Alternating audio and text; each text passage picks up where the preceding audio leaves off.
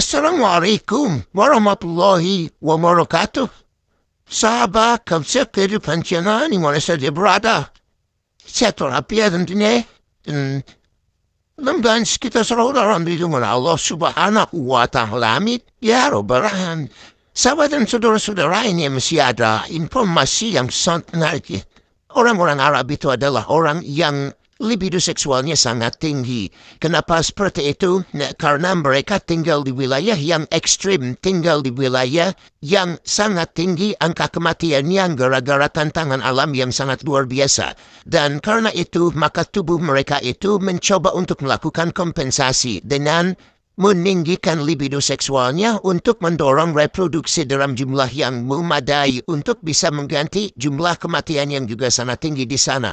Begitu. Nah, karena itulah maka orang-orang Arab yang sedikit saja jauh dari nilai-nilai moralitas dan etika, maka mereka itu akan menjadi penzina-penzina handal. Orang-orang Arab itu adalah orang yang sangat suka berzina. Cuman karena mereka itu adalah orang Islam, maka mereka tuh harus berpikir bagaimana caranya agar mereka tidak melanggar agama. Maka mereka misalkan mengotak-atik fikih. Di antaranya adalah bahwa perzinahan itu akan ditutupi, akan dihilangkan jejaknya dengan bahwa itu adalah aib yang tidak boleh disebarkan, bahwa itu adalah kejahatan pribadi yang tidak boleh diungkap ke publik dan sebagainya, sehingga angka pemerkosaan dan perzinahan, perselingkuhan di sana itu nampak sangat sedikit, bukan gara-gara jumlahnya sedikit, tapi gara-gara tidak dicatat gitu, atau tidak dilaporkan. Kemudian juga mereka mengotak-atik fikir dengan mengatakan bahwa, oh saya melakukan pemerkosaan terhadap orang ini karena dia itu statusnya adalah budaknya saya. Atau misalkan ada juga cerita yang lebih relevan sekarang, yaitu bahwa mereka mengatakan bahwa mereka sudah melakukan nikah. Tapi nikahnya itu adalah nikah siri atau nikah sembunyi-sembunyi atau ada juga nikah kontrak. Dan inilah seperti yang dilakukan oleh seorang ulama Nusantara pribumi tetapi mengekor kepada orang-orang Timur Tengah. Yaitu dia melakukan pencabulan terhadap santrinya tapi ngakunya sudah menikah secara gaib dan seterusnya dan seterusnya. Nah, karena orang-orang Arab itu sangat suka berzina dengan upaya melegalkan perzinahan itu dengan mengotak-atik syariah dan fikih dan lain sebagainya, maka ketika mereka melakukan kunjungan ke luar negeri pun, maka yang mereka lakukan itu adalah seperti itu. Mereka mencari tempat pariwisata, mereka nyari tempat perzinahan di sana, lalu mengotak-atik perzinahan itu sedemikian rupa sehingga dia nampak sesuai dengan syariah. Maka dimanapun tempat orang Timur Tengah itu singgah untuk berwisata, biasanya di situ tuh ada satu istilah yang namanya kawin kontrak atau nikah kontrak. Seperti itu. Atau nikah mut'ah. Atau nikah siri. Ya tujuannya intinya sama aja. Sebenarnya itu adalah prostitusi, perdagangan manusia, pelacuran. Tapi harus dikasih dengan embel-embel Islam agar mereka itu lebih tenang dalam melakukan kemaksiatan. Mereka tidak peduli ketika dengan cara seperti itu Islam diinjak-injak dan dirobek-robek dan dipermalukan. Mereka nggak peduli. Yang penting mereka sendiri merasa tidak malu karena setelah melakukan perzinahan. Karena menganggapnya itu adalah sesuatu yang baik-baik saja. Makanya kalau misalkan beraya cek data statistik ini terlihat jelas. Misalkan di tahun 2011 kita mengetahui bahwa negara-negara Timur Tengah khususnya Arab itu memiliki tingkat pemerkosaan yang paling tinggi di dunia. Salah satu yang paling tinggi setara dengan India. Yaitu apa? Level 4. Jadi level 4 itu udah nilainya udah sangat-sangat tinggi gitu. Nah, tetapi kemudian tahun 2018 kita tidak menemukan catatan itu lagi. Karena apa?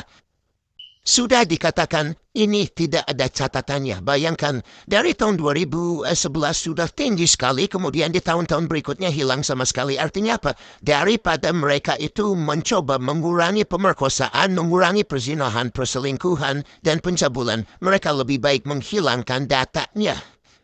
Nah, seperti itulah yang terjadi di negara-negara Timur Tengah, di negara Saudi secara khusus.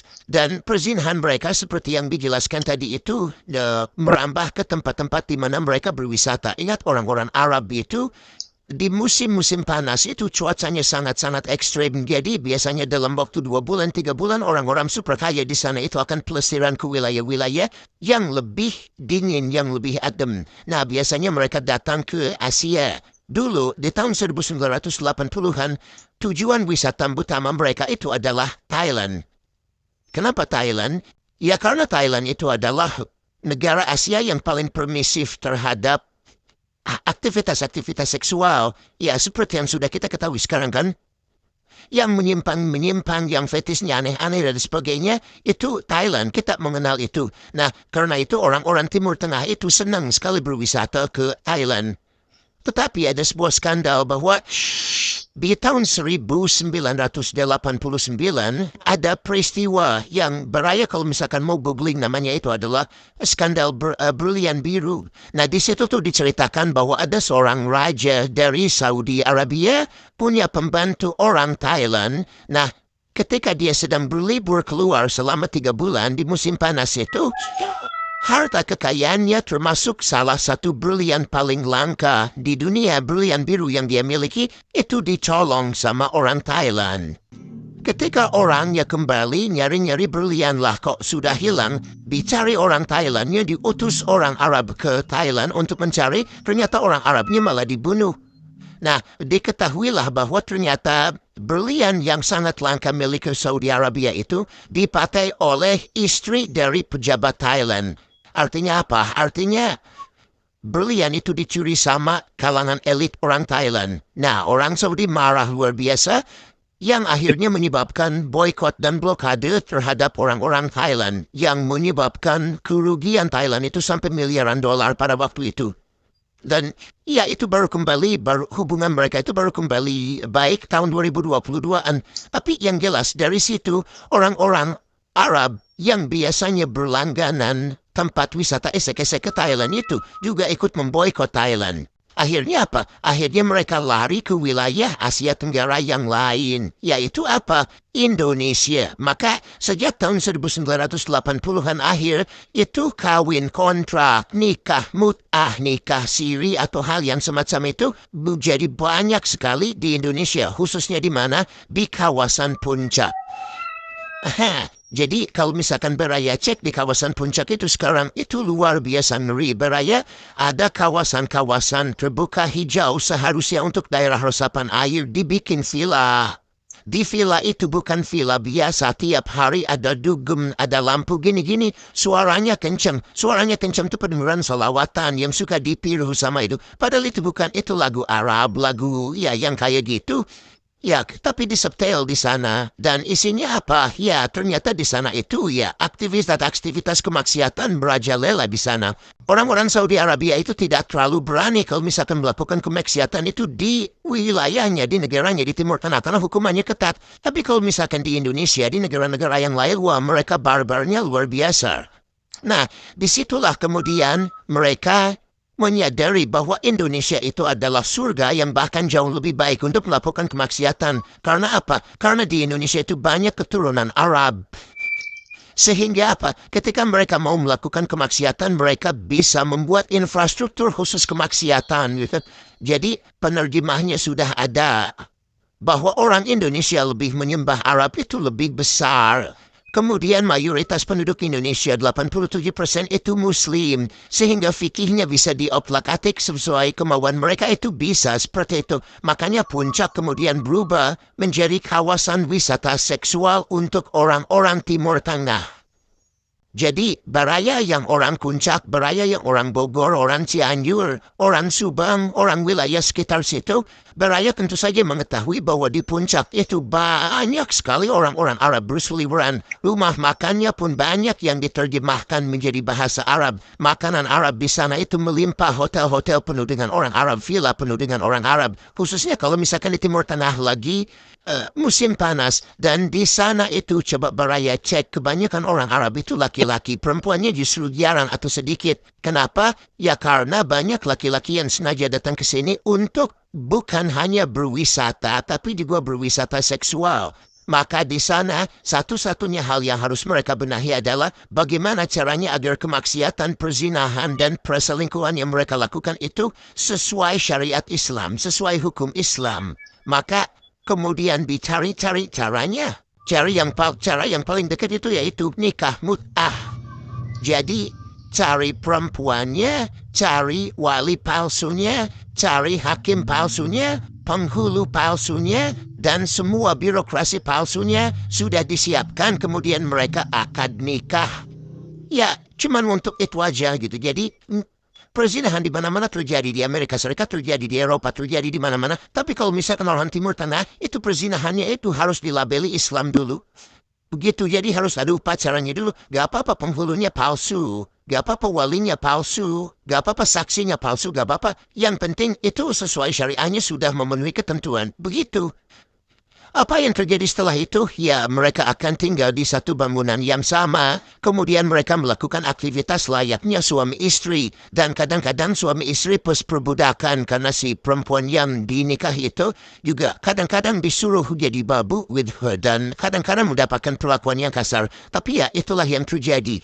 Berapa banyak perempuan yang diperlakukan seperti itu tidak diketahui karena seperti yang dikatakan tadi mereka itu tidak mau ada catatan, tidak mau ada dokumentasi, tidak mau ada administrasi. Jadi semuanya kosong, jadi tidak ada datanya. Bara yang ngecek di sana, orang Arab banyak, orang Likasiri banyak, saksinya banyak, tapi pemerintah daerah tidak akan memiliki data berapa banyak orang yang melakukan nikah siri di sana atau nikah kontrak di sana. Dia akan ketahuan kenapa. Ya sembunyi-sembunyi gitu. Nah ini apa tidak melakukan penggerebegan itu apa kepala daerah misalkan dan sebagainya. Dia sekarang ada khususnya setelah COVID itu kan ekonomi goncang dan orang-orang Arab juga susah datang ke sini gitu. Nah itu memudahkan para penegak hukum untuk bisa menyelesaikan masalah-masalah. Tapi misalkan sebelum itu atau sekarang sedang sedikit ada bangkit lagi. Mereka itu rajin sekali melakukan itu tetapi tidak memberikan catatan sama sekali.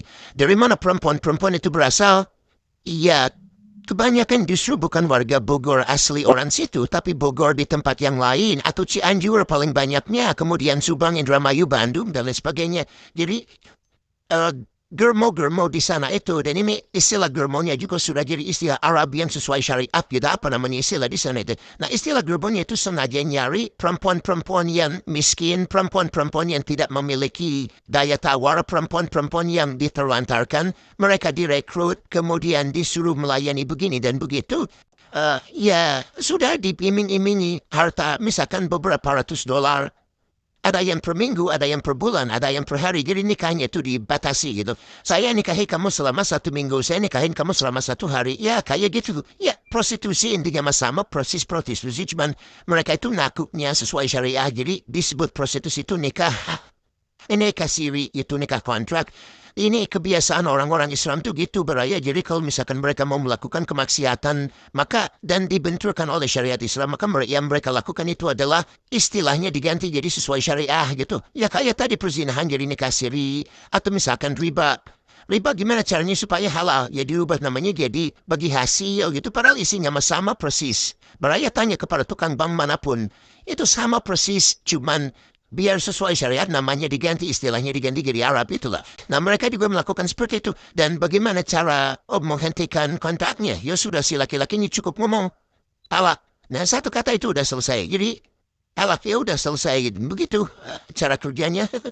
Ya untungnya sekarang ya memang daerah situ tuh sudah mulai ditertibkan gitu ya. Dan sekarang gitu kita punya gubernur yang relatif tegas dalam hal itu. Ya prosesnya tentu saja masih panjang karena ini tuh berbentuk jaringan. Dan jaringan ini tuh disucikan sama masyarakat Nusantara itu. Khususnya kalau misalkan jaringan itu tuh menggunakan nama Habib. Ya ada yang beneran Habib yang bisnis di sana, ada yang bukan Habib, orang Arab doang tapi ngaku-ngaku Habib, itu ada yang di sana. Kalau misalkan istilahnya ngakunya sudah Habib, maka orang-orang sana tuh udah pasrah aja, udah tunduk aja. Ya gimana pun dah ini mah Habib keturunan Nabi gitu. Jadi mau gimana-gimana juga ya keturunan Nabi gitu kan. Makanya ketika misalkan wilayah di puncak itu sekarang sudah sedikit demi sedikit digerus praktek-praktek seperti itu, mereka kemudian praktek semacam itu menyebar ke seluruh wilayah Nusantara dengan praktek yang sama, pakai jaringan para habaib. Ini sekali lagi ya, kadang-kadang memang jaringan Habib beneran, kadang-kadang itu yang ngaku-ngaku sebagai Habib. Contohnya, di puncak menurun, tapi di Rembang sekarang istilah nikah kontrak itu semakin tinggi. Nah sekarang di sana ada catatannya sampai ada 2.000-3.000 orang yang melakukan nikah siri di sana. Kenapa? Karena dipelopori oleh seorang Habib. Begitu. Jadi di mana-mana sekarang, ya karena apa? Ya karena Habib juga, kita mengenalnya lah. Beberapa Habib-Habib di Indonesia itu menggunakan kesakralan dari diri dan klannya itu dan untuk mendapatkan harta kekayaan, untuk menipu orang lain, dan salah satunya adalah untuk bebas untuk melakukan aktivitas seksual. Ya, Baraya sudah mengetahui lah beberapa Habib di Indonesia penceramah yang sangat luar biasa itu. Itu istrinya gonta ganti, suka berzina, suka berselingkuh, tapi kemudian setiap perzinahan, setiap perselingkuhannya itu dilabeli dengan istilah-istilah syariah, istilah-istilah Arab gitu. Bahkan katanya ada kabar bahwa eh, bisnis prostitusi di wilayah-wilayah itu juga akhirnya masuk ke kantong para habaib itu untuk bikin pesantren. Itu isu ya, saya juga enggak. Karena ini datanya tidak diketahui, beraya tidak tercatat. Tapi ada isu yang semacam itu dari saksi-saksi, dari korban-korban yang seperti itu. Saya tidak bisa mengkonfirmasinya, belum bisa mengklarifikasinya. Tapi kalau misalkan ada di antara beraya yang punya informasi tentang itu, saya harap beraya bubuhkan di kolom komentar. Ini untuk apa? Bukan untuk menyudutkan salah satu pihak, bukan untuk menuding pihak yang lain, bukan, tetapi untuk memberikan kepada kita pelajaran bahwa kita itu, bangsa Indonesia seharusnya merdeka, seharusnya berdaulat, tapi masalah mental-mental seperti itu gitu bahkan dijajah oleh orang-orang yang hanya mengaku sebagai orang sakral. Ya jangan seperti itu. Dan ini kan sebenarnya sudah prostitusi. Yang lebih penting daripada itu adalah jangan sampai melabeli hal-hal yang berhubungan dengan kemaksiatan, kejahatan, perselingkuhan, perzinahan dengan istilah-istilah Islam, istilah-istilah syariah. Mungkin mereka akan tenang karena mereka akhirnya bisa melakukan kemaksiatan dengan label Islami. Tetapi kan akhirnya Islamnya yang jadi jatuh gara-gara itu. Beraya yang katanya cinta Islam, beraya yang katanya ngaku sayang sama Islam yang akan Islam sampai mati dan sebagainya, tolong pikirkan ini. Sayangnya justru banyak yang malah menentang saya dan kemudian membela orang-orang seperti itu hanya gara-gara mereka itu gelarnya Habib atau gelarnya ulama atau kiai atau bus dan lain sebagainya. Terima kasih kalau sudah menyimak. Silahkan buka mata, buka hati, dan buka data.